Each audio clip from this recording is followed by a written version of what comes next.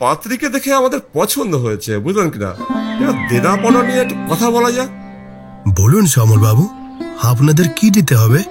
দেখুন অতুল বাবু, আপনি এটা তো মানবেন যে আজকের দিনে সরকারি চাকরির জামাই পাওয়া ভাগ্যের ব্যাপার মশাই।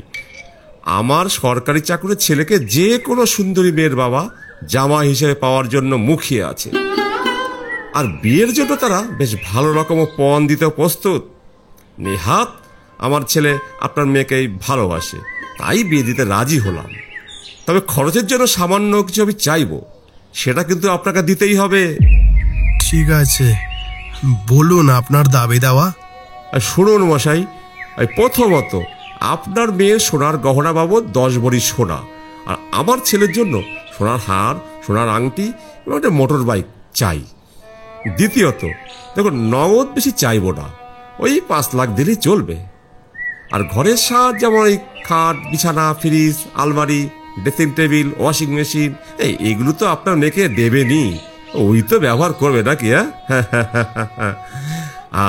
আর একটা কথা, বরযাত্রী কিন্তু কম করে 150 জনই আসবে, আর তাদের ভালো মতো খাওয়া দাওয়ার ব্যবস্থাও করতে হবে আপনাকে। সমরবাবুর পণের দাবি শুনে অতুলবাবুর মাথা ঘুরতে লাগলো। তার সম্পত্তির সমস্তটুকু বিক্রি করে দিলেও অত টাকা পাবেন কিনা সন্দেহ। তিনি একবার ভাবলেন সরাসরি না করে দেবেন, কিন্তু তারপরেই তার মেয়ের কাতর মুখটা চোখের সামনে ভেসে উঠল। আবার এরকম ভালো সম্বন্ধটাও হাতছাড়া করতে মন চাইল না তার। সমর বাবু, একটা অনুরোধ রাখবেন? বলছি, ঘরের আসবাবপত্রের ব্যাপারটা ছেড়ে দিলে হতো না? আর অতটা পরিমাণ সোনার গহনাও আমার পক্ষে দেওয়া অসম্ভব। একটু যদি বিবেচনা করে দেখতেন। দেখুন মশাই, বাজারে সবজি কেনার মতন দরাদরি করবেন না। যদি দিতে পারেন ভদ্র হয়ে বলুন, নয়তো আমরা আমাদের ছেলে অন্য জায়গায় সম্বন্ধ ঠিক করব। আর আমার ছেলেটারও কোনো আক্কেল নেই, আর আমাদের ঘরের মেয়ের সঙ্গে কেউ প্রেম করে? রাগ করবেন না সমরবাবু, রাগ করবেন না। আমি রাজি আছি, আপনার চাহিদা মতোই সবকিছু দেবো। আপনি বিয়ের দিনক্ষণ ঠিক করুন। আরো কিছুক্ষণ কথাবার্তা চলার পর পাত্রীর বাড়ি থেকে বেরিয়ে পড়লেন সমরবাবুরা। তখন পশ্চিম দিগন্তে অস্তাগামী সূর্য হেলে পড়েছে। কেউ যেন আকাশের গায়ে রক্তাভ হলুদ রং দিয়ে প্রলেপ এঁকে দিয়েছে। গোধূলিবেলায় কোণে দেখার আলোর বন্যায় গ্রামের মাঠ, প্রান্তর, রাস্তাঘাট প্লাবিত হয়ে গেছে। দিগন্ত বিস্তৃত মাঠের মাঝখান দিয়ে শুয়ে থাকা রাস্তাটার দুই ধারে সবুজ ফসলের ক্ষেত। মৃদুমন্দ বাতাসের পরশ পথের আশেপাশের গাছগাছালিতে হিল্লোল জাগিয়ে তুলেছে। নীরে ফেরা পাখিদের কলকাকলিতে মুখরিত হয়ে গেছে স্নিগ্ধ পরিবেশ। ধীরে ধীরে সন্ধ্যা নেমে আসছে ধরাতলে। সমরবাবুদের গাড়িটা গ্রামের পথ ধরে এগিয়ে যেতে থাকলো।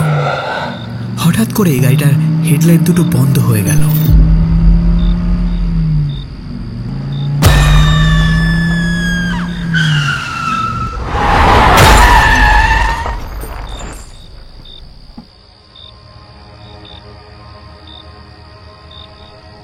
পূর্ণিমার চাঁদের আলো তখনও স্পষ্টভাবে ছড়ায়নি।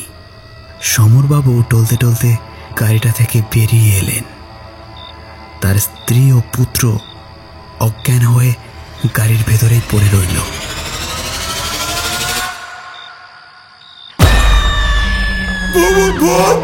ছেলের বিয়ের জন্য পণ নিবি?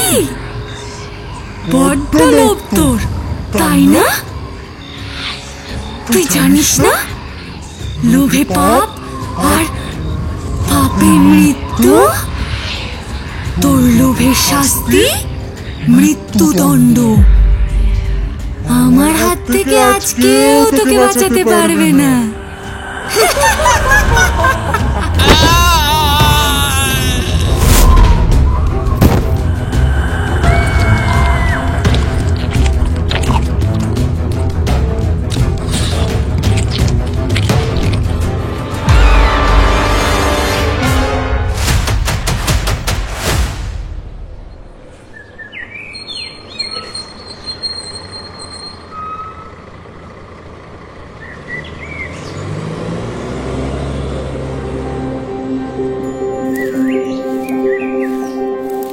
ভাই সোমনাথ, একটু তাড়াতাড়ি পা চালিয়ে চল। গ্রামের এই মনোরম পরিবেশটা না দারুণ। আর একটু আস্তে আস্তে হাঁট না ভাই, ভালো করে দেখতে দে গ্রামটা। এখনই সন্ধ্যা নামবে, সন্ধ্যার আগেই আমাদের বাড়ি পৌঁছাতে হবে। গ্রামে আসবার বাসটা এতটা দেরি করিয়ে দেবে বুঝতে পারিনি। আরে সন্ধ্যা নেমেছে তো কি হয়েছে রে, আজ তো পূর্ণিমা, আর একটু পরেই গোল থালার মতো চাঁদ উঠবে আকাশে। এই গ্রামে আসলেই না আমার কেমন গান গান পায় জানিস, একটা গান গেয়েই ফেলি বল। গ্রাম ছাড়া ওই রাঙা মাটির পথ আমার মন ভোলায় রে। অনেক সুন্দর গান হয়েছে, এবার একটু চুপ কর ভাই। তোর গান শুনে শিয়ালগুলো ছুটে এলে তখন কে ঠেলা সামলাবে বল? আরে ঠিক আছে ঠিক আছে, আমি আর গান গাইছি না। শহরে থাকি তো, তাই গ্রামের পরিবেশটা আমার খুব ভালো লাগে। ছোটবেলার স্মৃতিগুলো তাজা হয়ে ওঠে। ছোটবেলায় মামার বাড়িতে গিয়ে ভীষণ মজা করতাম। পুকুরে সাঁতার কাটাই হোক আর প্রতিবেশীদের গাছ থেকে আম পেড়ে খাওয়াই হোক, সবেতেই ওস্তাদ ছিলাম। এখন মামারা সবাই শহরবাসী, তাই আর গ্রামে যাওয়া হয়ে ওঠে না। কয়েকদিনের জন্য ছুটি পেয়েছিলাম, তাই ভাবলাম তোর সঙ্গে গ্রামটা ভালো করে ঘুরে নি। তুই আসতে চেয়েছিস, এটাই আমার সৌভাগ্য। শহরে আরাম ছেড়ে এই ধ্যার ধ্যারে অজপাড়া গায়ে কেই বা আসতে চাই বল? আরে শহরের কংক্রিটের জঙ্গলে এমন মনোরম প্রাকৃতিক শোভা উপভোগ করব কিভাবে? যে কয়দিন এখানে থাকবো সে কয়দিন মুক্ত বিহঙ্গের মতো উড়ে বেড়াবো। দিনের শেষে অন্ধকার ঘনিয়ে এসেছিল। পূর্ণিমা তিথি হলেও চাঁদের আলো তখনও ততটা স্পষ্ট হয়ে ওঠেনি। আবছা অন্ধকারে দুই বন্ধুতে হেঁটে চলল। দুপাশে বাঁশবাগান আর ঝোপঝাড়ে ভর্তি। শুকনো ঝরে পড়া বাঁশপাতার উপর চাঁদের আলো এসে পড়ায় সেগুলোকে সাদা দেখাচ্ছিল। মৃদু হাওয়ায় বাঁশবাগানের মাথাগুলো দোল খাচ্ছিল। সহসা একটা বিচ্ছিরি হাসি শুনে ওরা থমকে দাঁড়ালো। আর তারপরে তীক্ষ্ণ মর্মভেদী চিৎকার, যেন কারো মৃত্যুর পূর্বে দুঃখটা হাহাকার। এই শুভরঞ্জন, এই কিসের হাসি শব্দ রে? আর আর কেই বা এইভাবে চিৎকার করছে? বুঝতে পারছি না রে ভাই, চিৎকারটা কিন্তু আমরা যে পথ দিয়ে যাব সেই দিক দিয়ে এসেছে। আর এগোনো কি ঠিক হবে? যা হয় হবে, ব্যাপারটা কি দেখতে হবে। দুজনেই সামনের দিকে এগিয়ে চলল। খানিকটা পথ এসে ওরা দেখলো রাস্তার উপর উবু হয়ে কে যেন বসে আছে। অবয়বটা মাটিতে পড়ে থাকা কিছু থেকে কিছু ছিঁড়ে ছিঁড়ে খাচ্ছিল। ভালো করে দেখে বুঝতে পারল মাটিতে পড়ে আছে একটা মানুষের লাশ। মাথা থেকে ধর আলাদা হয়ে গেছে, চোখগুলো বিস্ফারিতভাবে খোলা রয়েছে। দেহের পাশেই বসে আছে অবয়বটা। সুগরঞ্জন, মাটিতে মানুষের লাশ পড়ে আছে। আর আর তার উপর ওটা কি কোনো জন্তু নাকি অশরীরী? লাশ? জন্তু? অশরীরী? কি বলিস রে? ওদের পায়ের শব্দ শুনে অবয়বের শরীর ঘুরল না, কিন্তু শুধুমাত্র ঘাড় ঘুরিয়ে তাকালো। পূর্ণিমার চাঁদের আলো এসে পড়েছিল সেই অবয়বের মুখে। উফ, কি ভয়ঙ্কর সে দৃষ্টি! আর তাতেই দুই বন্ধুর বুকের রক্ত হিম হয়ে গেল। ক্ষতযুক্ত মুখমণ্ডলের পাশে বেশ বড় বড় সদন্ত বেরিয়ে আছে। লালা সমেত রক্তের ধারা গড়িয়ে পড়ছে তার ঠোঁটের কষবে। পথের ধুলো লাল রক্তে মাখামাখি হয়ে গেছে। অবয়বটা আর কিছু নয়, হ্যাঁ একটা পিশাচিনী। সেই ভয়ানক দৃশ্য দেখে দুজনেই আতঙ্কিত হয়ে পড়ল। কি করবে সেটা ভেবে না পেয়ে ভ্যাবাচাকা খেয়ে দাঁড়িয়ে রইল কিছুক্ষণ। এবার পিশাচিনী ওদের দিকে এগিয়ে এলো। মুখে তার অতৃপ্তির আর অসন্তোষের চাপা গর্জন। পিশাচিনীটা হঠাৎ লাফিয়ে একটা বাঁশ গাছ ধরে উল্টো হয়ে ঝুলতে লাগলো। পালা সুখরঞ্জন, পালা, বাঁচতে হলে ছোটা শুরু কর। ওরা ঝোপঝাড় ভেঙে মাঠের ধান জমির মধ্যে দিয়েই পড়ি কি মরি করে ছুটতে লাগলো। পিছনে ফিরে তাকানোর সাহস ছিল না ওদের। মাঠের অন্য প্রান্তে যখন পৌঁছলো, ওরা খুব হাঁপাচ্ছিল। দুজনেই চারিদিকে তাকিয়ে দেখলো মরার ভাঙা খাট, আতপোড়া কাঁথা আর হাড়ি ভাঙা ছড়িয়ে ছিটিয়ে আছে। ওরা স্পষ্ট বুঝতে পারল জায়গাটা একটা শ্মশান। হায় রে কপাল, শেষ পর্যন্ত আমরা আবার শ্মশানে এসে পড়লাম। নির্জন নিস্তব্ধ শ্মশানের শেওড়া গাছের ডাল থেকে দুটো কালো লিকলিকে পা ঝুলছিল। পাগুলো বড় হতে হতে মাটিতে এসে ঠেকলো। নেই, আমাদের পিছু ছাড়েনি রে সোমনাথ, সুযোগ পেলেই ঘাড় মোটকে দেবে। আমার সঙ্গে ছুটে আয়, এই দিক দিয়ে বাড়ি যাওয়ার রাস্তা আছে। ভগবানের নাম স্মরণ করতে করতে সোমনাথ আর সুখরঞ্জন প্রাণপণে ছুটে চলল। ফুটফুটে জোছনার মায়া ভরা পৃথিবীটাকে বড্ড অচেনা লাগছে তাদের। কখনো বা তাল গাছের মাথা থেকে, আবার কখনো বা রাস্তার পাশের বট গাছের অন্ধকারের ছায়া থেকে পিশাচিনীর খিলখিল হাসির আওয়াজ ভেসে আসছে। কিছুক্ষণের মধ্যেই হাঁপাতে হাঁপাতে দুজনে সুখরঞ্জনদের বাড়ির সামনে এসে দাঁড়ালো। বাড়ির ভেতরে আলো জ্বলছিল। সুখরঞ্জন বাড়ির দরজায় ধাক্কা দিয়ে ডাকতে লাগলো, মা, ও মা, তাড়াতাড়ি দরজা খোলো, আমি সুখরঞ্জন। ও শুনছো? বাইরে থেকে কে যেন আমাদের ছেলের গলায় ডাকছে। আমাদের ছেলে তো শহরে আছে, সে কিভাবে এখানে আসবে? আচ্ছা, সেই পিশাচিনী নয় তো? কি জানি, ব্যাপারটা তো বুঝতে পারছি না।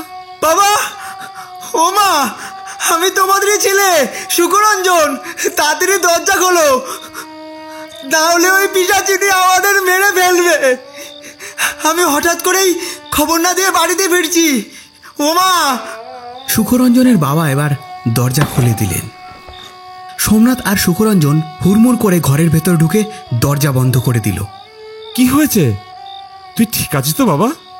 তোর সঙ্গে কে?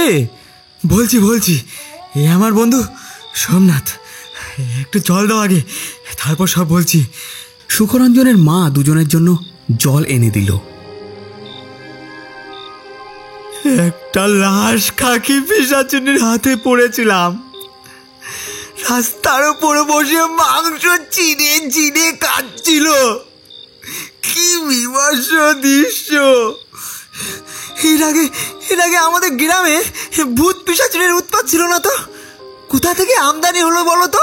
আমি জীবনে এমন ভয় পাইনি, খুব বাঁচা বেঁচে গেছি। আর একটু হলেই আমাদের ঘাড় মটকে দিত। কথাটা ঠিকই বলেছিস। আগে আমাদের গ্রামে পিশাচিনীর কোনো উৎপাত ছিল না। আজ 1 মাস হলো এরকম হত্যালীলা চলছে। কেন এমন হত্যালীলা চলছে? আপনারা এর কোনো বিহিত করার চেষ্টা করেননি? কারণ তো জানা নেই বাবা, তবে হ্যাঁ, সমস্যার সমাধানের চেষ্টা করা হয়েছিল। রুদ্রনাথ তান্ত্রিককে ডেকে আনা হয়েছিল সেই পিশাচিনীকে জব্দ করবার জন্য। বর্তমার নিচে যজ্ঞ শুরু হতেই পিশাচিনী তার তাণ্ডব নৃত্য শুরু করেছিল। গ্রামবাসীরা চোখের সামনে দেখতে পেয়েছিল অলৌকিক সব দৃশ্য। পিশাচিনী কখনো নিজের মাথাটাকে বন বন করে ঘোরাতে লাগলো, গ্রামবাসীর দিকে তীরে যায় হিংস্র গতিতে, অপার্থিব গর্জনে দিক বিদিক ভরিয়ে তোলে। তারপর রুদ্রনাথ তান্ত্রিককে সে শূন্যে তুলে আছাড় মারে। রুদ্রনাথ তান্ত্রিক ভয় পেয়ে যায়, যজ্ঞ অসমাপ্ত রেখে সে পালিয়ে যায়। তাই দেখে গ্রামবাসীরাও যে যার ঘরে ঢুকে পড়ে। সেই থেকে সন্ধ্যার পর এই গ্রামের লোকজন ভয়ে বাড়ি থেকে বেরোয় না। সেই রাতে আর তেমন কিছু হলো না।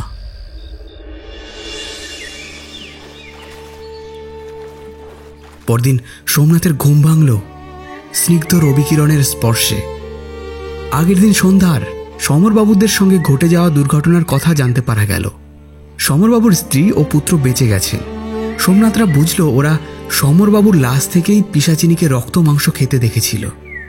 দেখলে তো বাবা, এইরকম ভয়াবহ পরিস্থিতিতে আমাদের বাস করতে হচ্ছে। কার যে কখন মৃত্যুর ডাক আসে কে জানে। পিশাচিনীর হাত থেকে কিভাবে যে আমরা রক্ষা পাবো তা জানি না। আমার একজন পরিচিত তান্ত্রিক আছেন, যদি আপনারা রাজি থাকেন তাহলে আমি তাকে ডেকে আনবো। হ্যাঁ হ্যাঁ, সে তো খুব ভালো হয় বাবা, তুমি তাকে আনার ব্যবস্থা করো।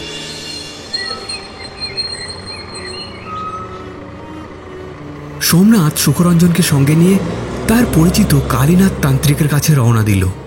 কালীনাথ তান্ত্রিক ছিলেন তন্ত্রবিদ্যায় অত্যন্ত পারদর্শী।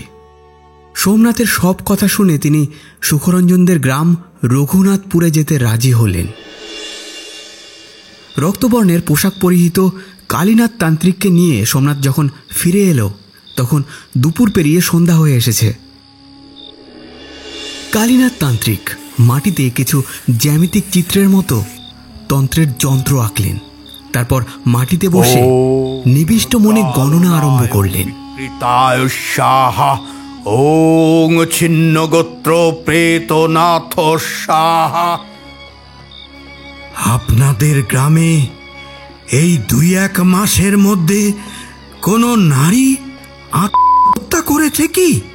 হ্যাঁ হ্যাঁ ঠাকুর মশাই, গ্রামের বিত্তশালী লোক জয়দেব মিত্রের বৌমা 2 মাস আগে নিজের গায়ে আগুন দিয়ে আত্মহত্যা করেছিল।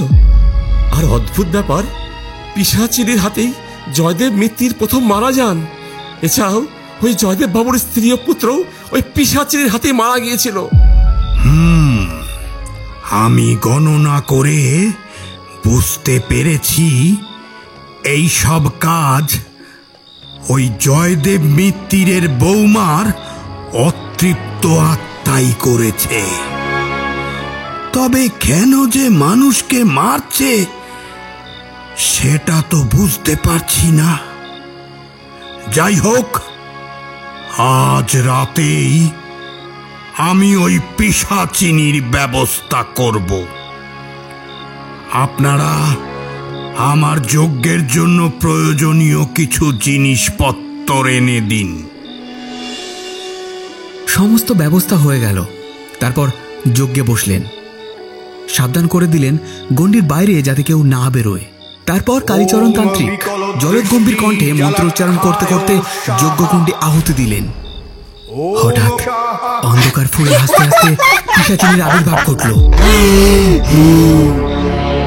আবার তান্ত্রিকটাকে আমাকে আটকানোর চেষ্টা করছিস? এই তান্ত্রিক, এই শুনে রাখ, আমার পথে যে বাধা হবে তার মৃত্যু নিশ্চিত। পালা পালা পালা, বাঁচতে চাইলে পালিয়ে যা। শুভ শক্তির কাছে অশুভ শক্তির পরাজয় নিশ্চিত। আজ তোকে তোর প্রেতাত্মা জীবন থেকে আমি মুক্তি দেব, যাতে আর কোনো অনিষ্ট তুই করতে না পারিস। পিশাচিনীর রাগে ফুঁসছিল। হঠাৎ করে আকাশ থেকে কাটা নরমুণ্ডের বৃষ্টি হতে লাগলো। তাজা রক্তে ভেসে যেতে লাগলো চারিদিক। সেই অলৌকিক দৃশ্য দেখে সোমনাথের শির দাঁড়াবে। ঠান্ডা হিমেল স্রোত নেমে গেল। এসব মায়াবী দৃশ্য দেখিয়ে আমাকে ভয় দেখাতে পারবি না পিশাচিনী। পিশাচিনী ঝোড়ো হাওয়ার উপর ভর করে কালীনাথ তান্ত্রিকের গলা টিপে ধরতে এলো। কিন্তু কালীনাথ তান্ত্রিকের দেহ বন্ধনের সুরক্ষা বলয় বাধা পেয়ে ছিটকে গেল। এবার কালীনাথ তান্ত্রিক মন্ত্রপুত ধুলো ঝরে দিল পিশাচিনীর দিকে, আর মহাদেবের ত্রিশূলখানা পিশাচিনীর দিকে বাড়িয়ে ধরল। একটা নীল আলোকরশ্মির ত্রিশূল থেকে বিচ্ছুরিত হয়ে পিশাচিনীর উপর পড়ল। শক্ত একটা বাঁধনে আষ্টে পৃষ্ঠে বাধা পড়ল পিশাচিনী। ছেড়ে দে আমায়, ছেড়ে দে বলছি, না হলে খুব খারাপ হবে কিন্তু। ছাড় ছাড় বলছি। আগে তুই বল, তুই কেন মানুষদের মেরে ফেলছিস? কেন মারবো না? আমার উপর হওয়া চরম অত্যাচারের বদলা নিয়েছি আমি। জীবিত অবস্থায় আমার নাম ছিল শ্রাবণী, মধ্যবিত্ত বাবা মায়ের একমাত্র সন্তান। আমার রূপ দেখে জয়দেব মিত্তির আমাকে নিজের পুত্রবধূ করতে চাইলেন, কিন্তু চেয়ে বসলেন পণ। চাহিদা মতো পণ দেবার সামর্থ্য আমার বাবার ছিল না, কিন্তু এই সম্বন্ধ তিনি হাতছাড়া করতেও চাইলেন না। সমস্ত কিছু বেচে অর্ধেক টাকা জোগাড় করতে পারলেন। বিয়ের সময় আমার বাবা প্রতিশ্রুতি দিলেন বাকি পণের টাকা তিনি কয়েক মাস পরেই শোধ দেবেন।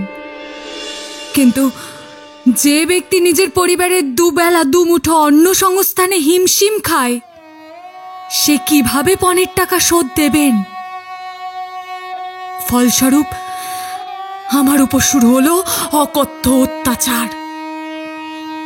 আমার শাশুড়ি বাড়ির সমস্ত কাজ করিয়ে দিনের শেষে হাত পেটা খেতে দিত, ঠিকভাবে কথা পর্যন্ত বলতো না। আমার স্বামী পাশবিক নির্যাতন চালাতো আমার উপর। আমার শরীর আস্তে আস্তে ভেঙে পড়তে লাগলো। আমার বাবা জয়দেব মিত্তিরের পা ধরে হাউ হাউ করে কেঁদে পণের টাকা মাফ করার কথা বলায় তাকে লাথি মেরে বাড়ির বাইরে ফেলে দেওয়া হয়।